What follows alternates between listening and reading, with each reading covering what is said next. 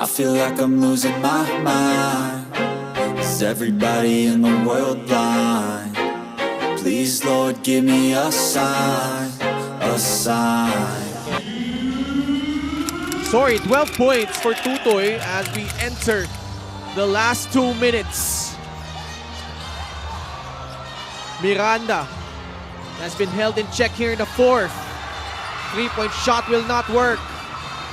Ball saved to the wrong guy, but Mitchell Minus unable to keep it in play. That's what J.R. Olegario is there for. That could have been Mitchell Minus already trying to cross the timeline or giving it up to a guy in front of him. Instead, Olegario was there being that pest defensively. And now he forces a turnover on Bataan. Another close game, Javi, much like in Mindoro. Last spot in the division. We saw Mindoro hold their own in their home floor, weathering that late fight back by the Cebu Greats. Now Ilagan Isabela trying to do the same against a very determined One Bataan Riser squad. Yeah, I'm sure this will have to be the most exciting postseason yet. Yeah. And we're going to have in the MPBL. This is just a play-in tournament. The playoffs haven't even started yet. Kumbaga sa meal, Javi, appetizer pa lang ito. Busog ka na. What more yung mga main course natin? The playoffs will start in just 2 days. Now, which team will emerge and book the last ticket to the North Division playoffs? PH Tumalib had time but can't hit the free. Agawan sa bola, nakuha ni JL Capulong. He got fouled and the Cowboys are over the limit. Another terrible foul given up there. Just like in the regular season. This just might be the death of Ilagan in this game. Those unnecessary fouls. It all started here in the fourth quarter with Alan Santos giving up his 5th personal foul. That was not even a minute into the period.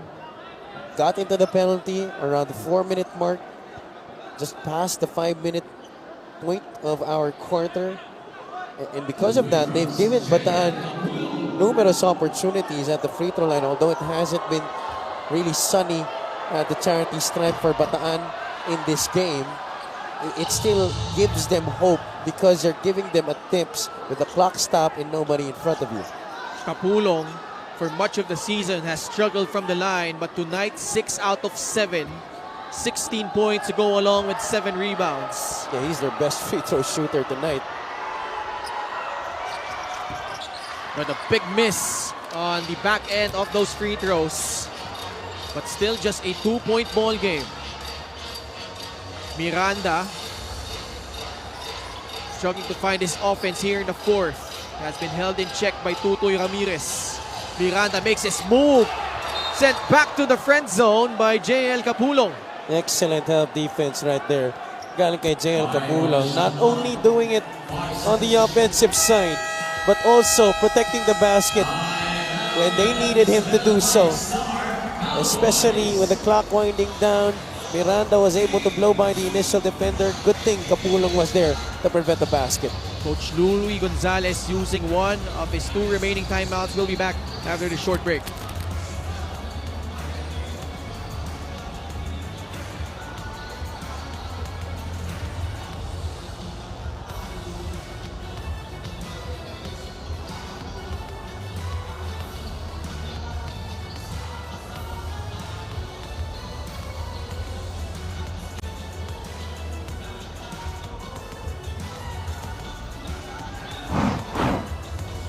JL Capulong had 19 points and 8 rebounds and then elimination round meeting. But tonight, Javi almost duplicating that performance. 16 points, 7 rebounds on an efficient shooting clip from the field and from the line. Yeah, ang maganda dito sa kanya, no? He's been doing it in a very quiet manner. But because of that, Bataan has gotten back into this game. When the other guys, the main guys, weren't able to produce, look who came to the fray. JL Capulong Steady big man para sa Bataan sa laro na to. And that was their last meeting way back more than 5 months ago, or almost 5 months ago, where Ilagan Isabela edging Bataan in Orion. Ilagan Isabela winning against Bataan 69-67. We have a close encounter today. 69-67 is our score. And another curious thing to add to that, Ken, is Jael Capulang was also the leading scorer for Bataan in that game. He had 19 points. Bola muntik na maagaw. Miranda recovers, puts it up, no good. Time winding down. But Bataan could not secure the defensive rebound. Oh boy. Hold on. Under a minute left. Miranda with 2 seconds. Tumale for free. No good. Rebound, Jael Capulong. Mitchell Minus attacks, got fouled. And 2 more free throws coming up for Bataan. Definitely a foul. Wise move made there by Mitchell Minus. Did not force it going all the way to the rack. Instead, put his back to the basket right here against Tumalib on the drive. Ayun, naabutan ng konting wrist ni TH Tumalib. Ito si Mitchell Minus. Pressured packed free throws for Mitchell Minus, who calmly sinks the first. Art De La Cruz. His right ankle taped and iced. I'm sure he wishes nothing more than to be on the floor right now with his teammates.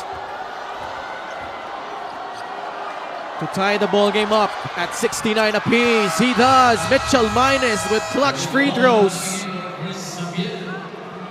3 out of 8 prior to those 2 charities, Ken. Sinking it when it matters the most. 39.7 seconds left. Both teams in penalty. Pumaru with a basketball against Robbie Darang. 5 deadlocks and 5 lead changes to this one. Miranda to J-Boy Solis. Give and go with Miranda. Nice play. And it forces a foul against Bataan. But AJ Miranda, not really a good free throw shooter this season. And that's also going to be Ramirez's 5th foul already. You know how important he is. He has been, rather, here in the 4th quarter para sa Bataan. That's going to be a big loss for the Risers.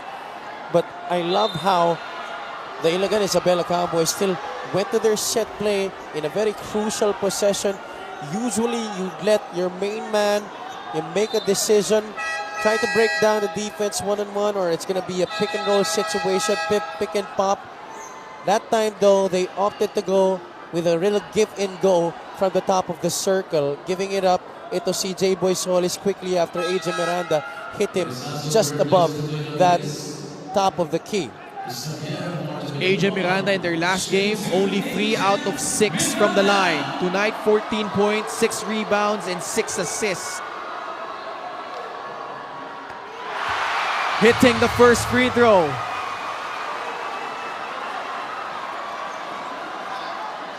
Expect a timeout here from Bataan if he makes the second. His first trip from the free throw line. Hits both. Much to the delight of the Ilagan Isabela crowd. Last time out being used here by the one Bataan Risers. Let's see what they can map out for the last 25.5 seconds of regulation. And we see here Bataan down by 2. Let's listen in. Chris, ikaw to ha. Chris, doon sa tayo mag-i-inbound. 14-24. 14 na, 14 tayo. Chris, okay. Kapulong, ikaw to ha. Jel, ikaw to ha. Darang. Hindi. Sason, ikaw to. Okay, Sason. Sino to isa? Rabi. Minus, Darang. Minus. Okay. Rabi, mag-inbound si Rabi. Rabi. Rabi, nakasama mo lobo. Ganito lang ha. Chris, take tayo sabay ha. Minus. Pag-fake niya, labas lang eh. Minus, lumabas ka agad ha. Sabay ha. Sason, bigyan mo big si Kapulong dito. Pag meron, bigyan mo. Pag wala, Sibes, mapapout. Yan lang. Yeah. Diretso ha. Pero pag si Chris, libre-libre, bigay mo na. Pero pag wala, tingnan mo, either si Kapulong lang o si Sason, ha? So they opt to inbound it heavy on the front court. So 14 seconds on their shot clock. What were you able to draw out of that last huddle? Well, they're looking at various options here. No? Coach Mactan was very clear. First of all, sinabi niya kay Robbie Darang na tibahin mong loob mo, lakasan mong loob mo. They're looking at a middle option here. They're going to Kapulong. There you go. Kapulong forcing it up. Ball will stay with Bataan. He was really hammered by the defense there. Oh, kinuyog siya dun. A triple team on JL Kapulong. But this was a nice setup. You see almost 3 guys coming to Malip was a little late, but Gomaro and J-Boy Solis did a good job of preventing a shot, defending without fouling. Sazon for the lead. No! Ball batted around and it ends up with Ilagan Isabela with 14.2 seconds left. Josh Giab will go to the line. A chance to make this a 2-possession ball game. I did not feel the need for a 3-point shot. There was still time remaining for a better look. This was defended by AJ Miranda. Miss Javier was open on the left side. There could have been an option to swing it back down to the post where JL Kapulong has been so effective in this game. Remember, there has not been a lot of big men that has been able to stop Kapulong sa laro na to. But Ives Sazon choosing to play hero ball right there, I don't think that was the right decision from Ives Sazon. He has been scoreless in this game. He's missed a ton of shots and yet still trying to go for that 3-pointer when there was still a lot of time for you to go for a quick 2. A putrid night, to say the least, for Ives Sazon. 0 of 8 from the field. Although we've seen him numerous times, even though with a poor shooting night, bail his teams out, but not tonight. Well, at least on that possession. Josh Giab also injuring his ankle, so Coco Pingoy replacing him, taking these free throws. Coco Pingoy sinks in the first. Now he's no stranger to moments like this. He was born for situations like this. This to make it a 2-possession ball game. He does! Bataan has no more timeouts. Robbie Darang attacks. Lays it up and in. 8.3 seconds left. Bataan still alive. Coach Louie Gonzalez will burn his final timeout. A chance to advance the ball. This was nicely done though by Robbie Darang. Well, ito sana yung basket na kinailangan nila kanina, a 2-point shot. But now you have a lot of pressure to foul quickly on the other side to prevent the clock from going down and giving yourselves a chance to. Dali lang. Pag binigay dito, double, di ba? Pag 1 second bilang tayo, foul kagad tayo pag wala kuha. Pare, ang gusto kong mangyari, pag dito binigay, ito dumabol. Yun ang tao rito, mag-dress muna, tataglabi natin to. Saka natin salubungin. Basta pagkakuha. Okay, i-shake mo lang to. I-shake mo lang na, Agent. Okay, dito tayo. Hanapin natin si Agent. Ingat na lang sa bola. Ingat lang sa bola.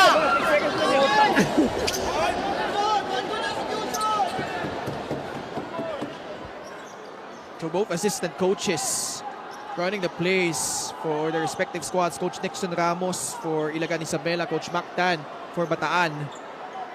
8.3 seconds left. Bataan, if they don't come away with a steal, they need to foul quickly here. Tumalip gives it up to Pingoy. Sazon gives up the foul. Pingoy will troop to the line, potentially to ice the ball game here with 7.2 seconds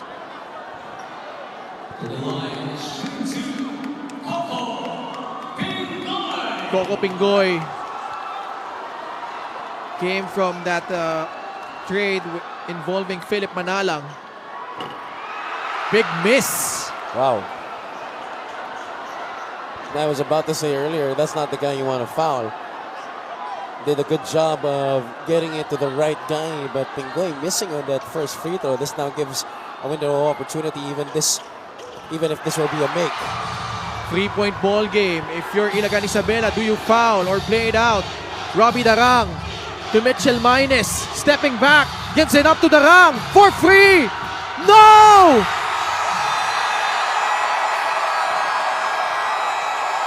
A historic feat for the Ilagan Isabela 5-star Cowboys as they withstand the spirited rally by the Bataan Risers and earn the last ticket to the MPBL playoffs. Such a painful loss for the Risers, especially after they have been riding a winning streak coming into this game. It was a tough matchup from start to finish. They were down early, managed to make a big comeback in the second quarter. Another drought happening in the third period, and they managed to get things right just in time during the fourth quarter. But in the end, some missed shots, some poor decisions, ultimately playing into the outcome of this game for the Risers. But props to them. It was a well-fought game. And they dealt with a lot of adversity in this game, Javi. Lost Art De La Cruz in the third quarter. Dennis Santos did not even suit up. Mark Dyke was in sick bay. But they were able to survive this war of attrition between them and the Bataan Risers. Hats off to Bataan for a gallant stand, traveling on the road twice, but just falling short. Our final score, 71 for the Bataan Risers, 74 for the Ilagan Isabela 5-star Cowboys. They book a date with the Abra Solid North Weavers on Friday. Let's go courtside to Miss Andrea Indicio.